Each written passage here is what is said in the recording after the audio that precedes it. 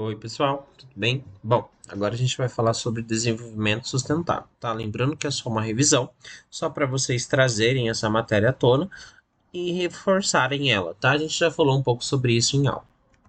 Bom, desenvolvimento sustentável, eu vou ter alguns termos que eu quero que vocês entendam, tá? Eu vou explicar algumas situações aqui. Vamos começar pelo termo de especiação. O que é especiação? É um termo usado que se refere à divisão de uma linhagem que produz duas ou mais espécies diferentes. O que é isso, professor? Bom, nesse exemplo eu tenho aqui uma espécie de besouros, tá? Esses besouros aqui. Eles vivem em determinada região, só que em um determinado momento, o que acontece? Surge um rio nessa região, e aí separa essa população de besouros. Eu vou ter besouros agora para o lado esquerdo e para o lado direito do rio.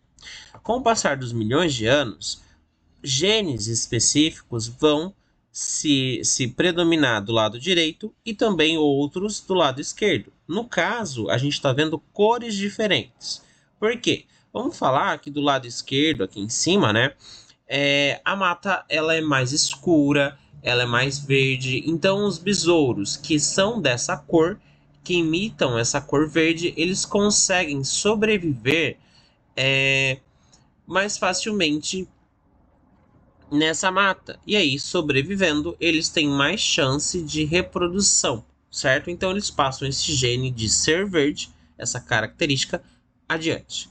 No caso aqui embaixo, é o mesmo princípio, né? Essa mata ela é mais amarelada, mais cor de palha, e aí então os besouros que têm essa característica conseguem sobreviver melhor e também se camuflar melhor, né? Obviamente, para poder se reproduzir. Então eles passam os seus genes para frente, certo? Com o passar dos milhões de anos, embora esse rio possa secar, a diferença entre essa e essa geneticamente vai ser tão grande que eles vão ser espécies diferentes. E aí, mesmo que eles entrem em contato novamente, mesmo que eles cruzem entre si, eles não vão gerar descendentes férteis, eles não vão se reproduzir. Então, eles não são mais da mesma espécie. Lembrando que esse processo demora milhões de anos para acontecer, tá? Aí, vamos falar um pouco da agricultura. Deixa a especiação de lado que a gente vai usar já já, tá? A agricultura nada mais é que uma atividade socioeconômica mais essencial da nossa sociedade. Por quê? Porque eu preciso que a agricultura aconteça porque é a nossa fonte exclusiva de alimento. É a única fonte que nós temos para obter alimento, tá? Tal prática ela apresenta um impacto em proporções imensas atualmente. Por que imensa? Porque nós estamos precisando, a demanda por alimento é imensa. A gente tem 8,2 bilhões de pessoas no planeta Terra. E aí eu preciso alimentar todas essas pessoas, beleza? Devido à demanda de áreas de plantio, que é cada vez maior, né? Causando desmatamento, ela causa perda de biodiversidade da flora local e também contaminação do solo e dos lençóis freáticos pelo uso excessivo, né, de agrotóxicos, entre outras causas. Agrotóxicos e também os fertilizantes, certo? Bom, aí eu tenho algumas imagens, né? Aqui é a representação do desmatamento, aqui são a erosão, né? O processo de desmatamento gera esse trabalho no solo, o uso extensivo de agrotóxico, né? E aqui a desertificação causada pelo desmatamento e pela agricultura que deixou o solo pobre em nutrientes, tá? O desmatamento nada mais é do que nada mais está, perdão, ligado intimamente, né, com a economia agrária de um país, sendo que é uma atividade de exploração dos recursos. Então, eu faço desmatamento para explorar madeira e também mineração, mas também para gerar agricultura, a área de agricultura e a área de pastagem, tá? Tal processo tem como causa a perca da biodiversidade local, então eu tenho espécies que podem ser extintas, tanto de animais quanto de plantas, né, que seriam a flora e a fauna, e também gera um processo então de especiação. Lembra o processo de especiação? Ele volta a aparecer para a gente aqui, certo? Quando eu faço desmatamento, eu separo habitats de um animal, deixando esses habitats separados, eu faço então a especiação. Mesma coisa se eu colocasse um rio lá, né, que a gente falou, levando novas epidemias aos centros urbanos também. Então, se eu diminuo o território natural de uma espécie, por exemplo, de mosquitos, eu obrigo essa espécie a buscar novos locais. E aí, esses novos locais podem ser, por exemplo, uma cidade. Nesse caso, essa espécie de mosquito pode levar uma doença para essa cidade, como é o caso da dengue. O mosquito da dengue, o Aedes aegypti, existe de maneira natural em florestas, em matas, certo? Só que em um determinado momento aconteceram esse desmatamento, principalmente aqui na Mata Atlântica, né, gente? Vamos falar sobre nossa região. A gente desmatou a Mata Atlântica e aí esses insetos passaram a conviver conosco. Eles são, então, portadores ou transmissores de doenças como a dengue, a zika e a chikungunya, porque eles têm esse vírus no corpo deles naturalmente. E aí eles transmitem para a gente, porque eles precisam se alimentar para se reproduzir usando o nosso sangue, certo? E aí então a gente tem essas epidemias, tá? Além de gerar com um desmatamento, eu gero empobrecimento do solo, porque eu deixo ele exposto à chuva, ao vento, que causa erosão, lixiviação, tudo isso a gente já viu, contribuindo para o aquecimento global também, porque daí eu tiro plantas que absorvem o CO2 da atmosfera, né? E aí eu deixo a qualidade do ar mais ruim, porque eu tenho a poeira que vai ser espalhada do solo e eu tenho menor absorção de CO2 e outros gases pelas plantas, tá? Para evitar um desses processos, que é a especiação, eu posso fazer corredores ecológicos. Corredores ecológicos aparecem, então, como uma solução para diminuir os impactos ambientais gerados pelo desmatamento, tá? Eu continuo fazendo agricultura, só que ao invés de desmatar tudo 100%, existem algumas áreas que não vou desmatar, né? Porque o terreno é muito acidentado ou porque o terreno para mim não me serve. E aí então eu faço uma ligação entre esses terrenos, essas partes que eu não desmatei, que eu posso chamar de ilhas de mata, né? De mata nativa, e ligo eles através de uma sequência de plantio de árvore, certo? Formando literalmente um corredor que promove então a ligação desses fragmentos de mata, promovendo a continuidade do habitat e o fluxo gênico das espécies locais, tá? Para elas então se relacionarem. Exemplo, ó, o corredor ecológico aqui, galera. Tenho aqui plantação, tenho aqui plantação. Tá vendo que tá indo aqui literalmente uma linha reta de árvores ligando lá em cima um pedaço de mata? Provavelmente aqui para baixo tem outro pedaço de mata, tá? Isso é um corredor ecológico. Reflorestamento. O reflorestamento também vai ser uma ação, um desenvolvimento sustentável de uma forma com que ajude, auxilie a contornar o problema causado pelo desmatamento. No caso, o reflorestamento ele vai trazer consigo um método muito ecológico e economicamente viável. Por quê?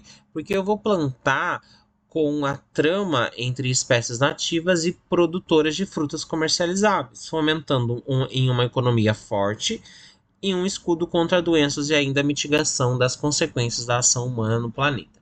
Porque eu planto árvores, essas árvores vão absorver então o gás carbônico, né? Vão absorver parte da poluição também, vão fazer uma limpeza no ar e além de, por exemplo, proteção do solo, enfim, tudo isso. No caso, o reflorestamento ele está ligado intimamente com economia. Para chamar alguma coisa de reflorestamento, eu plantei árvores nativas, mas também plantei árvores que me deem retorno financeiro. Então, frutíferas, né? Como pé de laranja, pé de manga, pé de abacate. Todas essas árvores eu posso colher alguma coisa e ter frutos dela, ter dinheiro através dela, tá?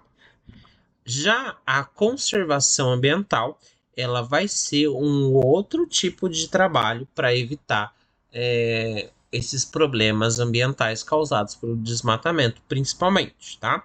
A conservação ambiental, ela trata de uma atuação política, então envolve lei e autoridades, né? Que seriam os políticos ou órgãos públicos, né? Como a Polícia Federal, enfim, o IBAMA e outros órgãos, a qual compete uma área à sua proteção. Ou seja, a gente pega uma determinada área e fala, olha, essa área a gente não vai poder explorar, ou seja, não vai poder desmatar, não vai poder fazer a mineração daqueles recursos que estão ali, com o intuito de conservar a vegetação ambiental do local, além das espécies de fauna, trazendo diversas vantagens para a população local, como, por exemplo, evitar deslizamentos de terras e enchentes, né?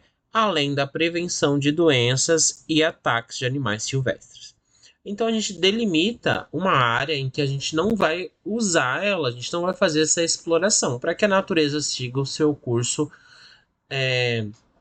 tranquilamente e sem intervenção humana.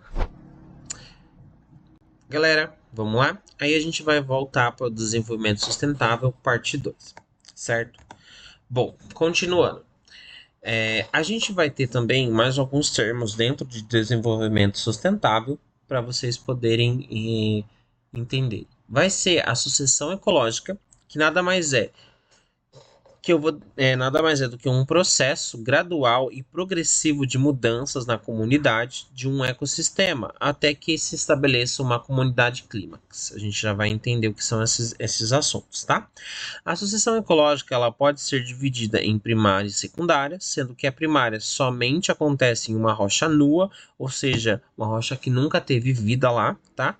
E a secundária pode ser em um campo de plantação abandonado, em uma área de queimada, ou em outras áreas, tá, que já houveram vida antes, mas foi devastada, e aí a vida está se restabelecendo nessas regiões, tá? As etapas sempre serão as mesmas, beleza. Aí agora vamos ver imagens.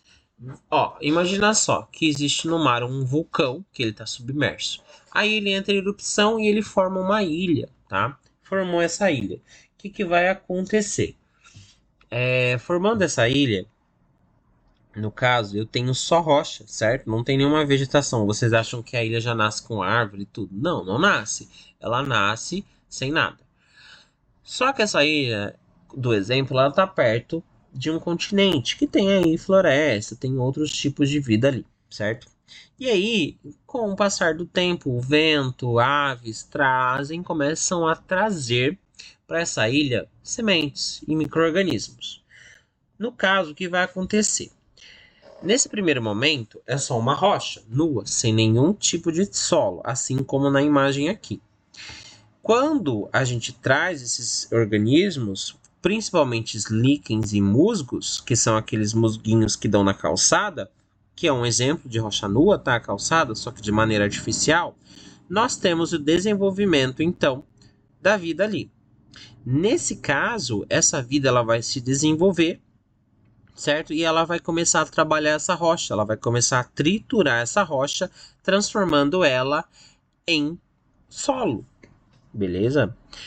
Passado mais alguns milhões de anos, começam a aparecer então pequenas ervas e arbustos. Por quê? Porque o solo já está bem desenvolvido. Olha só como ele está mais profundo aqui na imagem, tá?